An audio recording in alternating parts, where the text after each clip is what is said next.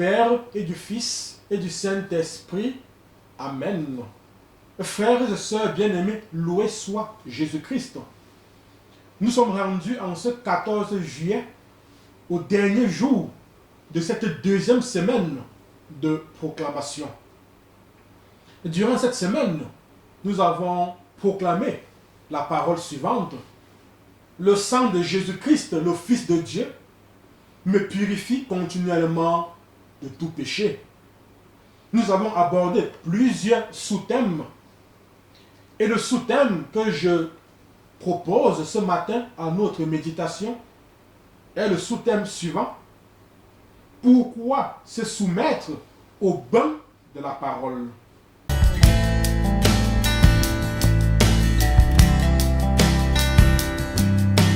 Frères et sœurs bien-aimés, nous avons tout au long de cette semaine souligné l'importance de marcher dans la lumière, l'importance de confesser nos péchés afin de bénéficier efficacement de la purification que pourvoit le sang de notre Seigneur, le sang de notre Sauveur. Il est évident, mes frères bien-aimés, que le fait qu'une personne se repente, se confesse, renonce au mal, ne signifie pas que toute sa personnalité ait été transformée à l'instant. Ce n'est pas parce que j'ai confessé mes excès de colère, ce n'est pas parce que j'ai renoncé à l'esprit de colère que la colère disparaîtra instantanément de ma vie. Il est évident qu'avec la confession et la rénonciation, un processus vital de transformation a été amorcé. Mais cela peut prendre plusieurs années avant que je maîtrise complètement ma colère. Oui, mes frères bien-aimés, il faut des années avant que tous les domaines de ma personnalité aient subi un changement, une transformation totale.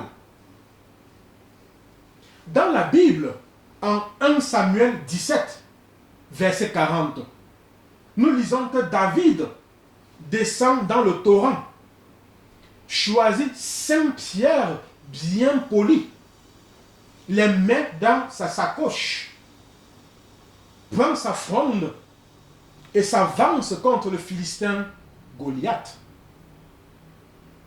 Mais la question que j'aimerais que nous nous posions, c'est par quoi ces pierres ont-elles été polies? Ces pierres que David ramasse dans le torrent sont des pierres polies, bien polies, nous dit la Bible. Mais par quoi ont-elles été polies, ces pierres-là? Je pense que 2 sortes d'actions ont contribué à cela. Tout d'abord, l'eau qui passait sur ces pierres. Et ensuite, les collisions, les chocs entre elles. Frères et sœurs bien-aimés, nous avons ici une très belle image de la formation du caractère d'un bon chrétien. Tout d'abord, il y a ce bain continuel dans l'eau de la parole de Dieu. En effet, Éphésiens 5, verset 26, nous rappelle que le Seigneur sanctifie son Église par la parole, après l'avoir purifiée par l'eau du baptême. Ensuite, lorsque nous nous heurtons les uns aux autres, au cours de nos relations personnelles, nos angles acérés s'érodent progressivement jusqu'à se lisser. Oui, lorsque nous nous heurtons les uns aux autres, nos caractères bien trempés s'améliorent progressivement. Et nous devenons ainsi des pierres bien polies. Et comment ne pas relire, frères et sœurs bien-aimés, avec joie, ce beau passage de 1 Pierre, chapitre 2, verset 5. Et vous-même, comme des pierres vivante, édifiez-vous pour former une maison spirituelle, un saint sacerdoce, afin d'offrir des victimes spirituelles agréables à Dieu par Jésus-Christ. Frères bien-aimés, nous sommes bel et bien des pierres vivantes, comme nous le rappelle Saint Pierre. Et nous sommes ces pierres vivantes par l'action du bain continuel de la parole de Dieu et des collisions, des chocs dans nos relations interpersonnelles. Frères et sœurs, sachons-le, lorsque Jésus a besoin des pierres vivantes pour sa fronde, comme ce fut le cas pour David, il descend lui aussi dans le torrent. Et là, il choisit des pierres qui ont été polies par l'action de la parole de Dieu et par la pression d'une communion fraternelle régulière.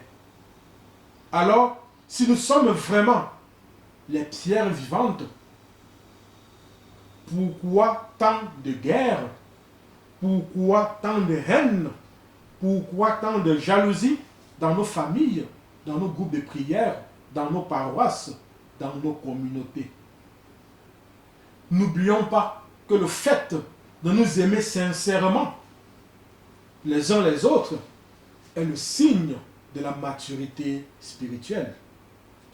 Nous devons aimer nos frères et sœurs, non d'abord à cause de leur statut, de leur personnalité, de leur richesse, de leur connaissance, mais pour ce qu'ils représentent pour Jésus, qui a donné sa vie, qui a versé son sang pour chacun d'eux. Père, au nom de Jésus, par la puissance de l'Esprit Saint et l'intercession de la Vierge Marie, je proclame que je suis une pierre vivante. Je proclame que je me soumets humblement au bain de la parole de Dieu. Je proclame que je m'engage à aimer sincèrement mes frères et sœurs chrétiens. Je proclame que le sang de Jésus-Christ, Fils de Dieu, me purifie continuellement de tout péché. Je me recouvre de ce sang et proclame ma guérison, ma libération et ma délivrance. Je me recouvre de ce sang et proclame ma guérison, ma libération et ma délivrance.